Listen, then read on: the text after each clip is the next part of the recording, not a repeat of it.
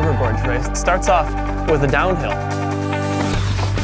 Woo! Really sets up an interesting race because you've got a lot of guys who are just flying through it, and you don't know who to expect in terms of racing. There are, I would say, 7 stream crossings.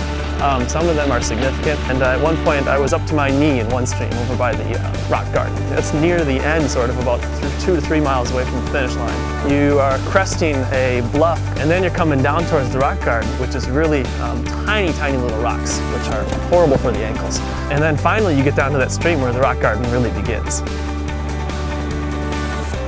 It's just bouldering. You gotta watch, kind of look where the flags are and stay on the trail because you can get lost quick. I think I've kind of gotten off trail a couple times in the past couple of years there.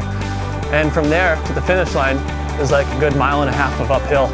And that's, it just hurts.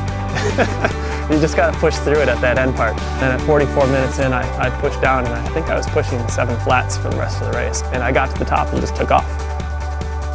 I run a lot of races, and the ones that are on the trails, the ones where you get a lot of the friendly faces, Rock Creek really puts up the best trail races. My name is Laura Davis, and I'm a stay-at-home mom, and I just recently started running in January.